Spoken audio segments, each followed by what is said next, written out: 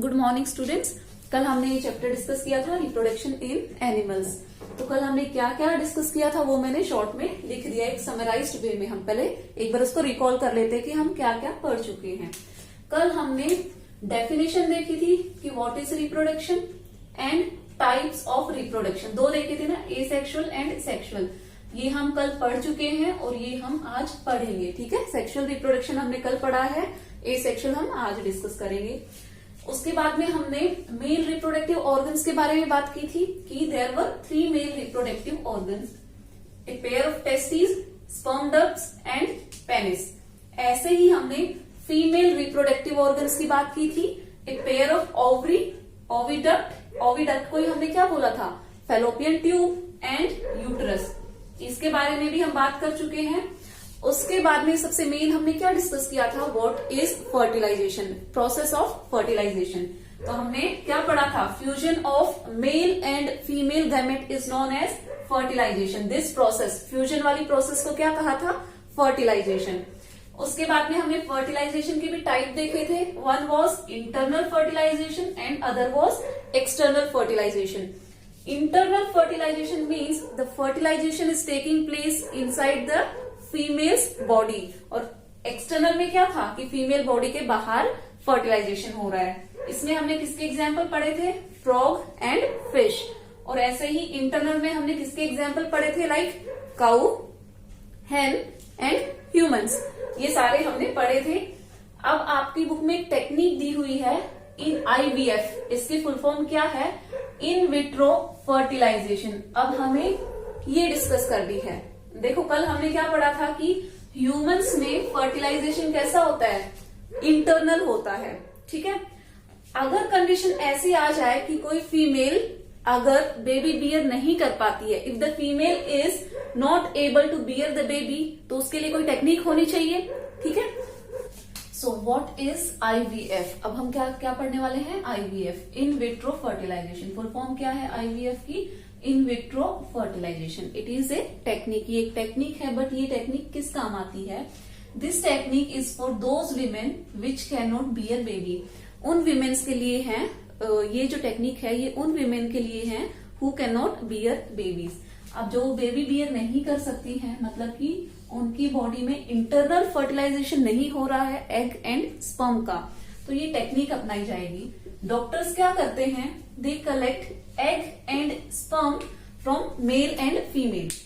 इसको थोड़ा अच्छे से समझते हैं।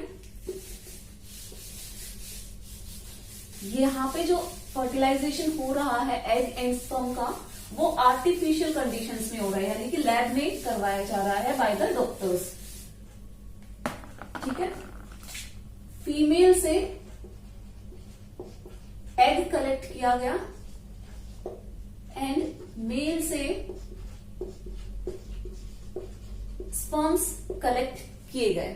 ठीक है, और आर्टिफिशियली इनको एक साथ फ्यूज होने के लिए छोड़ दिया गया।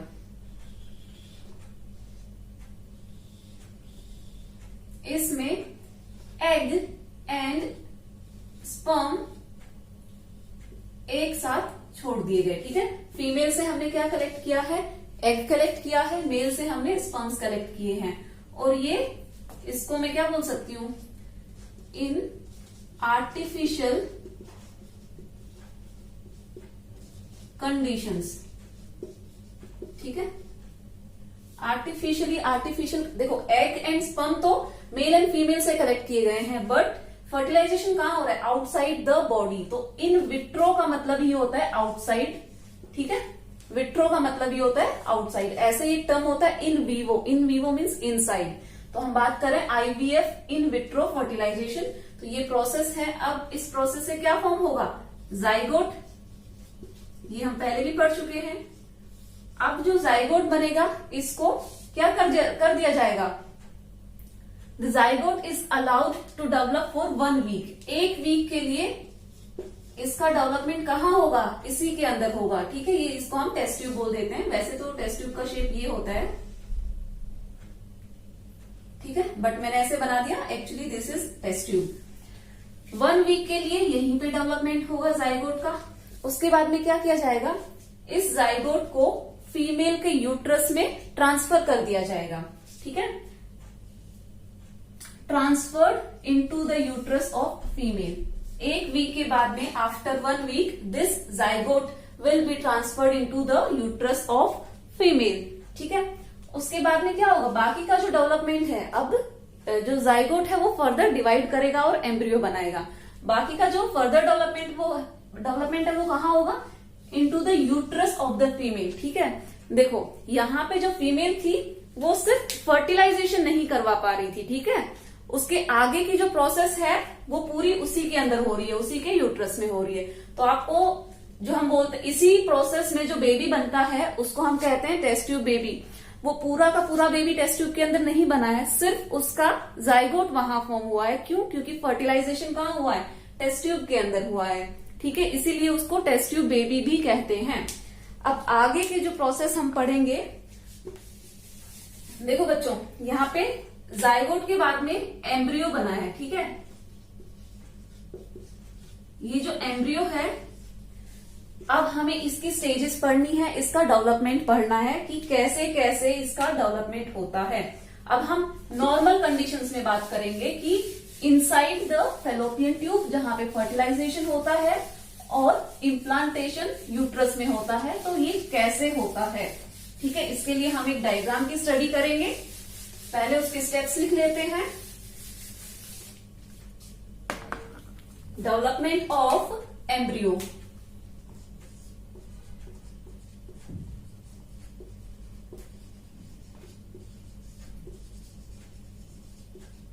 यहां पे हम एम्ब्रियो का डेवलपमेंट स्टडी करेंगे।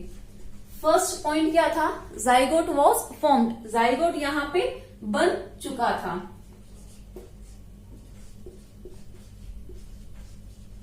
अब ये जो जाइगोट बन गया था, ये डिवाइड करेगा। Zygote starts dividing and forms a ball of cells. जो जाइगोट है वो डिवाइड करना शुरू होगा और एक बॉल ऑफ सेल्स बना लेगा। इसको कैसे समझोगे, ये जाइगोट था। ठीक है, यहाँ पे फर्टिलाइजेशन हो चुका था, ये क्या था, जाइगोट था। अब इसका फर्दर क्या होगा, डिवीजन होगा।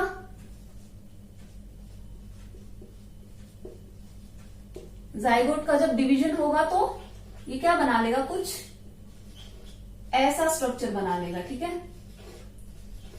और ये स्ट्रक्चर क्या कहलाएगा, बॉल ऑफ सेल्स। ठीक है, ये क्या कहलाएगा, बॉल ऑफ सेल्स। एक गुच्छा बन गया, बहुत सारे, जो एक जाइगोट था वो बहुत सारे सेल्स में डिवाइड हो गया है। ठीक है, अब इसका फर्दर डेवलपमेंट होगा तो क्या फॉर्म होगा, टिश्यूज। ये जो सेल्स हैं ये पर्टिकुलर टिश्यू बनाएंगे, डिफरेंट काइंड ऑफ टिश्यू।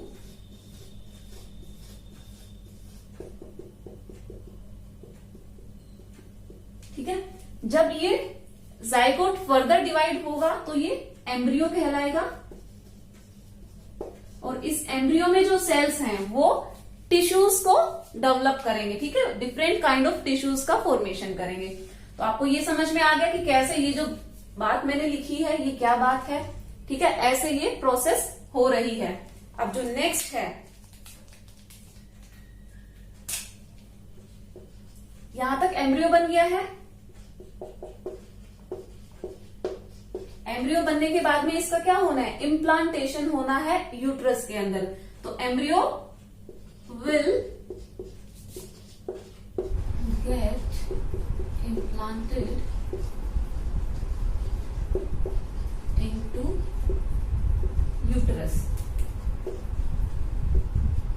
ठीक है, ये जो एम्ब्रियो है, जो एम्ब्रियो फॉर्म हुआ है, ये कहां पे इम्प्लांट हो जाएगा, यूट्रस में। फीमेल के यूट्रस में ये इम्प्लांट हो जाएगा। ठीक है, और फर्दर इसका डेवलपमेंट होगा।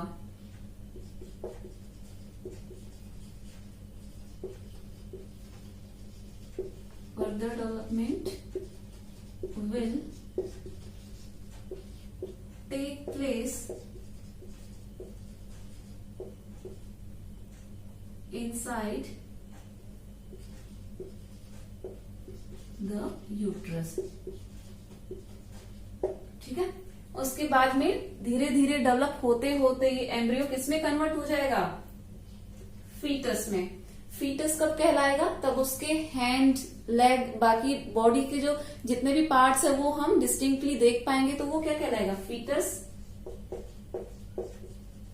फीटस will be formed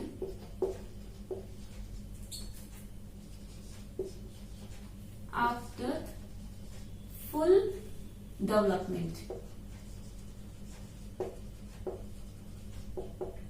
ठीक है, तो इतना समझ में आया आपको कि कैसे ये पूरी प्रोसेस हुई डेवलपमेंट ऑफ द एम्ब्रियो। अब एक डायग्राम दिया हुआ है आपकी एनसीईआरटी में, अब हम उस डायग्राम को देख लेते हैं कि वो डायग्राम क्या है। ठीक है, तो ये आपका एनसीईआरटी में डायग्राम गिवन है। ठीक है, ये फीमेल रिप्रोडक्टिव पार्ट का डायग्राम है। दिस इज ओवरी, ये स्ट्रक्चर आपको दिख रहा है, ये क्या है, ओवरी है, ये वाला स्ट्रक्चर। और ओवरी के अंदर क्या होता है, एग। हमने पहले भी बात की है कि ओवरी के अंदर एग है। And this tube is known as fallopian tube. ये जो ट्यूब दिख रही है आपको, यहां से लेके यहां तक क्या कहलाती है, ओविडक्ट या फेलोपियन ट्यूब। Fallopian tube. ठीक है, अब ये क्या है, एग ट्रेवल कर रहा है फेलोपियन ट्यूब में, और यहाँ पे फर्टिलाइजेशन हो रहा है। ठीक है, ये वाली जो स्टेज है, ये कौन सी स्टेज है, fusion of male and female gamete. तो यहाँ पे फर्टिलाइजेशन हो गया।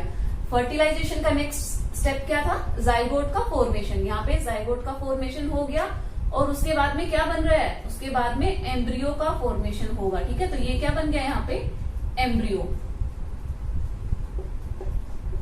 हमने पढ़ा था ना, बॉल ऑफ सेल्स। तो ये ऐसा लग रहा है ना कि बहुत सारी बॉल हमने एक साथ रख दी हैं। ठीक है, तो ये सेल्स हैं, ये कुछ भी नहीं है। जाइगोट का जब डिवीजन होता है तो बहुत सारे सेल्स बन जाते हैं। ठीक है, और ये जो एम्ब्रियो है ये फाइनली कहाँ आ गया, यूट्रस में। ये वाला जो पार्ट दिख रहा है ये क्या है, यूट्रस है।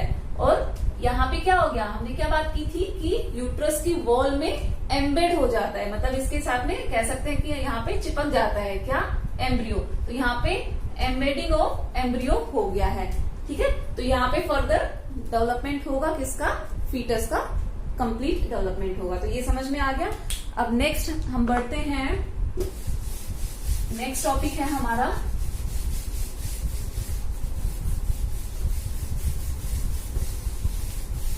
आपने दो टाइप के एनिमल्स देखे होंगे, एक तो वो जो एग्स ले करते हैं, और एक वो जो डायरेक्ट यंग वंस को जन्म देते हैं।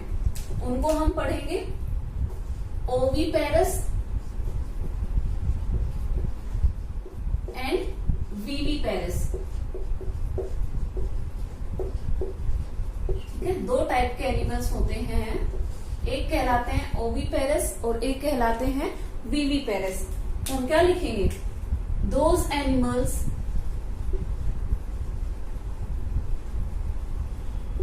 which lay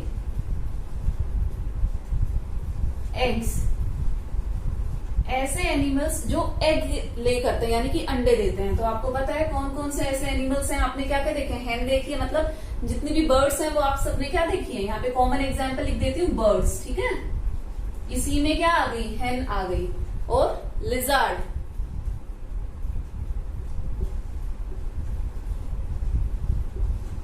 ये सारे किसके एग्जाम्पल हैं, ऐसे एनिमल्स जो एग ले करते हैं। और ऐसे एनिमल्स जो सीधे बेबी को जन्म देते हैं वो क्या कहलाते हैं, वीवीपेरस। अब इसमें यहां से एक क्वेश्चन आता है, दोनों में डिफरेंस पूछा जाता है। ठीक है, difference between oviparous and viviparous. तो जनरली बच्चे उल्टा लिख देते हैं। ठीक है, तो आपको याद रखने की एक टेक्निक बताती हूँ। ओवीपेरस में सबसे पहले क्या आ रहा है, ओ आ रहा है। तो इसका शेप कैसा है, ओ कैसा है, अंडे जैसा शेप है ना। तो ओ देख के आप समझ जाना कि ये कौन से एनिमल्स होंगे जो अंडे देते हैं, जो एग ले करते हैं। ठीक है, और जो बचा हुआ दूसरा वीवीपेरस है वो क्या होगा, ऐसे एनिमल्स जो यंग वंस को जन्म देते हैं। तो हम इसको क्या लिख सकते हैं, those animals which give birth to young ones. यहाँ पे यंग वंस का मतलब क्या है, बेबीज, ठीक है, ऐसे एनिमल्स जो बेबीज को जन्म देते हैं। तो इसके एग्जाम्पल्स में क्या हो गए, ह्यूमन बीइंग्स हो गए,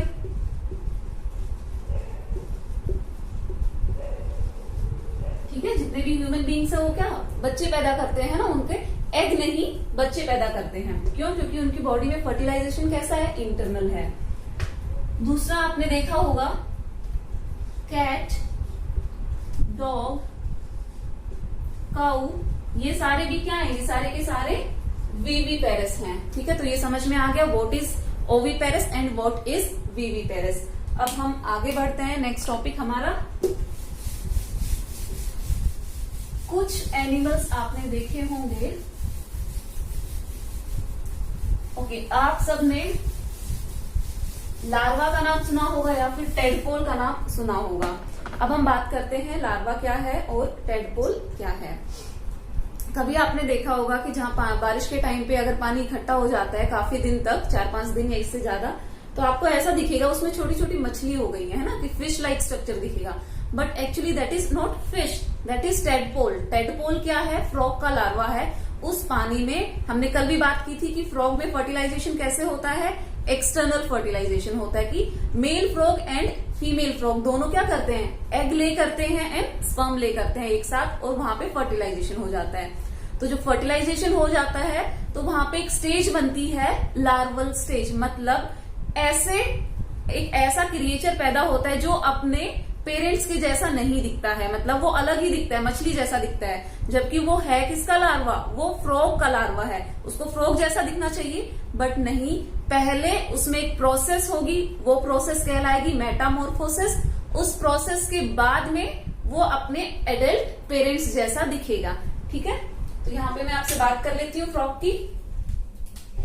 सबसे पहले यहाँ पे एग्स ले किए, ठीक है, एंड स्पर्म ले किए, किसने, मेल एंड फीमेल फ्रॉग ने। तो यहां पे मैं फ्रॉग लिख लूं, ठीक है। इनका फर्टिलाइजेशन हुआ, फर्टिलाइजेशन होने के बाद में एक स्ट्रक्चर बना जो फिश जैसा दिखता है, टेडपोल, ये लार्वा होता है, ठीक है। ऐसे ही जो बटरफ्लाई होती है उसका कौन सा लार्वा होता है, कैटरपिलर लार्वा, ठीक है। कुछ ऐसे एनिमल्स रहते हैं जिनके जो यंग वंस होते हैं वो डायरेक्टली एडल्ट जैसे नहीं दिखते हैं शुरुआत में, उनमें मेटामॉर्फोसिस की एक प्रोसेस होती है, कुछ चेंजेस होते हैं, उसके बाद में वो अपने पेरेंट्स जैसे दिखते हैं। शुरू में वो कैसे दिखते हैं, अजीब ही प्राणी दिखते हैं, जैसे ये शुरू में यहाँ पे टेडपोल लार्वा दिखता है, ठीक है। अब नेक्स्ट इसमें क्या होगा, इसमें एक प्रोसेस होगी मेटामॉर्फोसिस,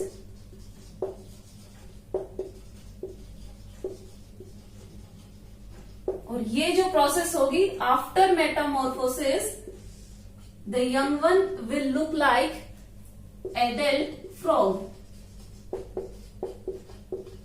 बुक में एक डायग्राम भी बनाया हुआ है, आपके एनसीईआरटी में डायग्राम भी दिया हुआ है, तो ये आपको समझ में आ गया कैसे ये प्रोसेस कंप्लीट हो रही है। अब हम डेफिनेशन लिखेंगे मेटामॉर्फोसिस की, कि what is metamorphosis. Metamorphosis, okay. अब हम पढ़ेंगे what is metamorphosis, what do we understand by the term metamorphosis, इसका मतलब क्या है। Metamorphosis it is a type of change, कैसा चेंज है, जिसमें लार्वा एडल्ट जैसा बन जाता है, ठीक है। तो हम क्या कह सकते हैं, इट इज ए ट्रांसफॉर्मेशन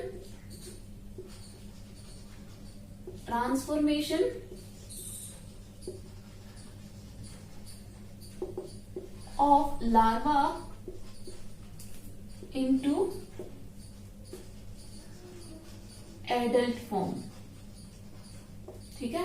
जो लार्वा है वो किस में ट्रांसफॉर्म हो जा रहा है, एडल्ट में, जैसे कि फ्रॉग में। अभी देखो स्क्रीन पे आपको दिख रहा होगा कि पहले एग्स दिख रहे होंगे, उसके बाद में टेडपोल लार्वा दिख रहा होगा, उसके बाद में उसमें मेटामॉर्फोसिस की प्रोसेस से क्या बना है, फ्रॉग बना है, ठीक है। तो ये जो प्रोसेस है, इस प्रोसेस को कहते हैं मेटामॉर्फोसिस। ये एग्जाम में पूछी जाती है, हर बार क्वेश्चन आता है यहाँ से, तो ये आपको याद रखना है अच्छे से कि मेटामॉर्फोसिस क्या है। अब एक क्वेश्चन और आपसे पूछा जा सकता है कि what is the name of frogs larva. Name of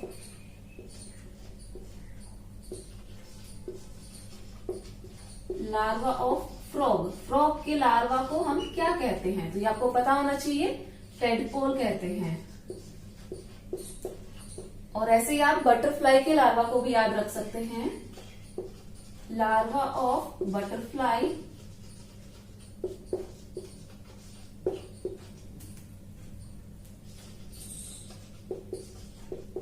caterpillar. ठीक है, अब आपको इसकी भी लाइफ साइकिल दिख रही होगी बटरफ्लाई की, कि बटरफ्लाई की क्या स्टेजेस हैं। एग हैं, एग में से कैटरपिलर निकल रहा है, उसके बाद में एक स्टेज और आ रही है, that is pupa, and pupa के बाद में बटरफ्लाई में चेंज हो रहा है। तो ये जो प्रोसेस है, this is also known as metamorphosis. यहाँ पे भी मेटामॉर्फोसिस हो रहा है, मतलब लार्वा से टेडपोल से फ्रॉग कब बनेगा? जब उसमें मेटामॉर्फोसिस हो जाएगा। ऐसे ही कैटरपिलर से बटरफ्लाई कब बनेगी? जब उसमें मेटामॉर्फोसिस हो जाएगा। तो आपको समझ में आ गया कि मेटामॉर्फोसिस कितना इंपॉर्टेंट है, ये एक बहुत इंपॉर्टेंट स्टेज है। ठीक है, इतना समझ में आ गया। अब हम आगे बढ़ते हैं। यहां पे हमारा सेक्सुअल पार्ट कंप्लीट होता है, सेक्सुअल रिप्रोडक्शन इन एनिमल्स। अब हम आते हैं एसेक्सुअल रिप्रोडक्शन पे। हमने दो में डिवाइड किया था रिप्रोडक्शन को, किसमें? एक था सेक्सुअल रिप्रोडक्शन एंड एक क्या था? Asexual reproduction. अब जो हम डिस्कस करने जा रहे हैं वो है एसेक्सुअल रिप्रोडक्शन। सबसे पहले हम इसकी डेफिनेशन देख लेते हैं।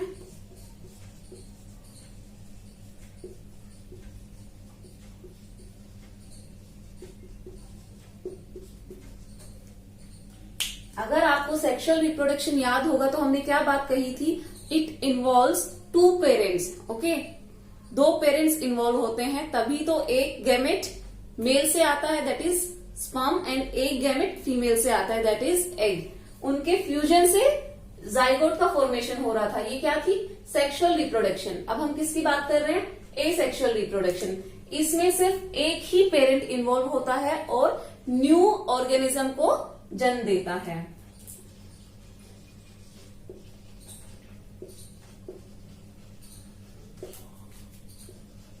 Only one parent is involved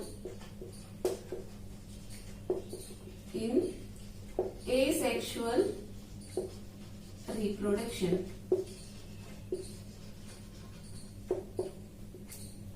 और हम क्या लिख सकते हैं? सिंगल पेरेंट या फिर सिंगल ऑर्गेनिज्म गिव राइज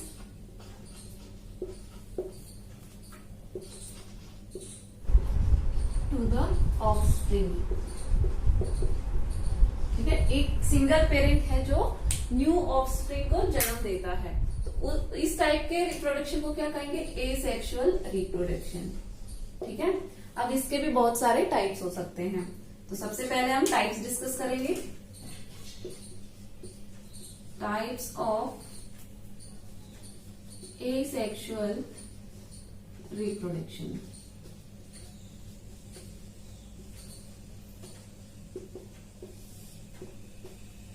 जो फर्स्ट हम डिस्कस करेंगे दैट इज बडिंग।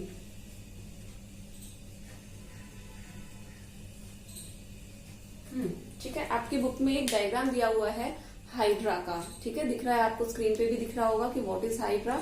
एक हाइड्रा जैसा स्ट्रक्चर जो दिख रहा है उसमें एसेक्सुअल मोड ऑफ रिप्रोडक्शन है, और वो कौन सा है? Budding.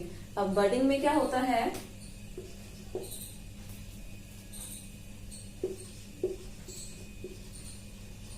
A bud arises from the main body। मतलब क्या हुआ? जो हाइड्रा है उसी की बॉडी से एक छोटा सा बड निकल जाता है, और जब वो बड डिटैच हो जाता है यानी कि अलग हो जाता है तो it give rise to the another hydra. ठीक है, when the bud grows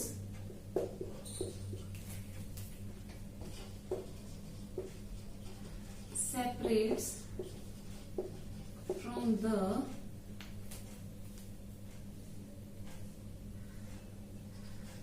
main body of hydra. ठीक है, हाइड्रा से एक बर्ड अराइज होता है और वो बर्ड की क्या होती है, ग्रोथ होती है, उसके बाद में वो उससे सेपरेट हो जाता है मेन बॉडी से। और जो अब जो हाइड्रा का जो बर्ड अलग हो गया है, it will give rise to new hydra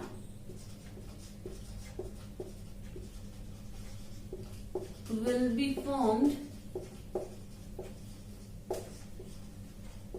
from the bud। ठीक है, इसी प्रोसेस को, this process is known as budding. ठीक है, यहां पे आपका एक पार्ट कंप्लीट हो गया। अब नेक्स्ट टाइप, यहां पे तो हमने एक टाइप देख लिया बडिंग, दूसरा हम देखेंगे बाइनरी फिशन।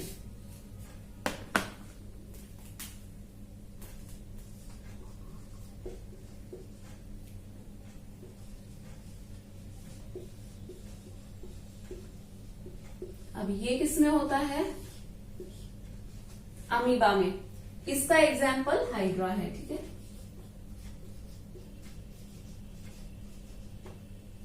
ओके, और इसका एग्जाम्पल क्या है, अमीबा।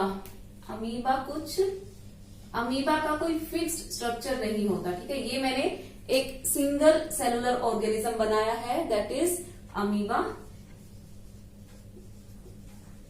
ये सिर्फ एक सेल से बना होता है। ठीक है, कैसा ऑर्गेनिज्म है, सिर्फ एक सेल से बना होता है। जैसे हम हैं, हमारी बॉडी में इतने सारे सेल्स हैं, है ना, तो हम मल्टी सेलुलर कहलाते हैं। ये कैसा ऑर्गेनिज्म है, जो एक सिंगल सेल से बना है। ठीक है, तो ये क्या कहलाता है, यूनिसेलुलर ऑर्गेनिज्म। तो अब हम देखते हैं कि बाइनरी फिशन कैसे होता है इसमें।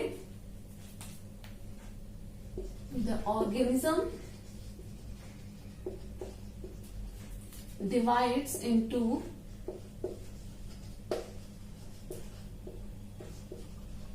two new organism।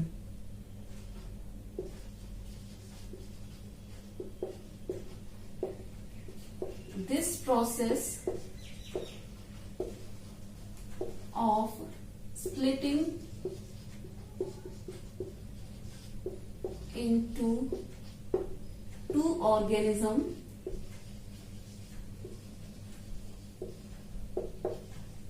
is known as binary fission.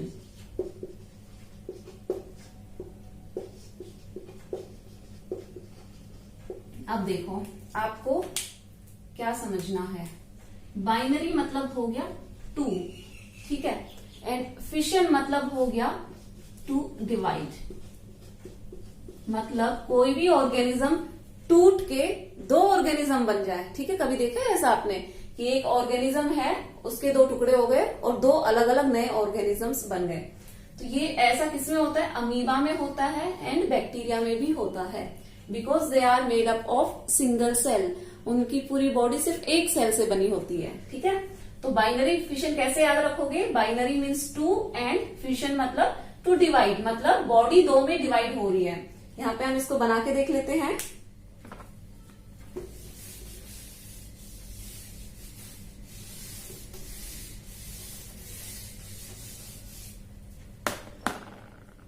ये अमीबा है, ठीक है, ये अमीबा है।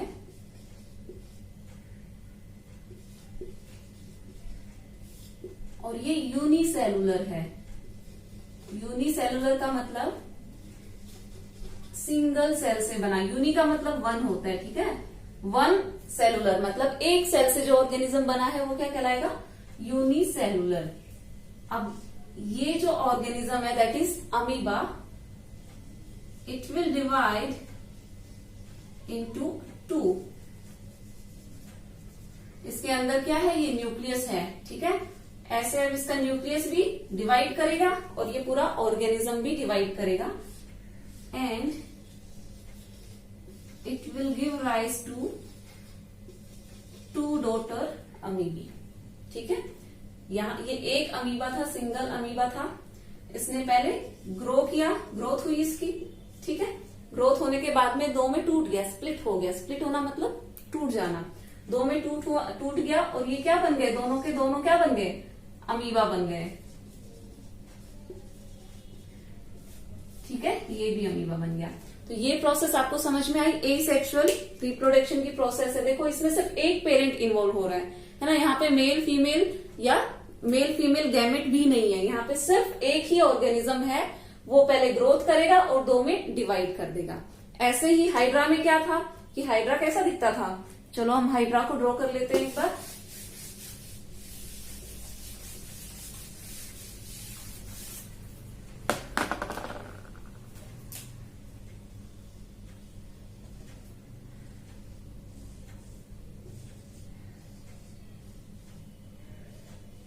ठीक है, हाइड्रा का स्ट्रक्चर कुछ ऐसा था। ये है हाइड्रा। अब इस हाइड्रा में एक बर्ड अराइज हो जाएगी यहाँ पे। ठीक है, जैसे कि आप ऐसा मान सकते हो, छोटा हाइड्रा, एक छोटा हाइड्रा यहाँ पे ग्रो हो गया है। मेन बॉडी पे जो हाइड्रा है, ये मेन बॉडी है और इसके ऊपर क्या हो गया, एक छोटी सी बर्ड निकली है। और ये एनिमल है। ठीक है, ऐसा इसको प्लांट मत समझना। ओके, एक हाइड्रा था, उसमें पहले बर्ड निकली और वो बर्ड अलग हो गई। ठीक है, डिटैच हो गई, सेपरेट हो गई। उसके बाद में 2 हाइड्रा बन गए। ठीक है, ये क्या बन गए, हाइड्रा। तो ये प्रोसेस हमने कौन सी पढ़ी थी, बर्डिंग। यहाँ पे क्या हो रहा है, बर्डिंग हो रहा है। क्यों, बर्डिंग से कैसे याद रखो कि बर्ड निकल रही है।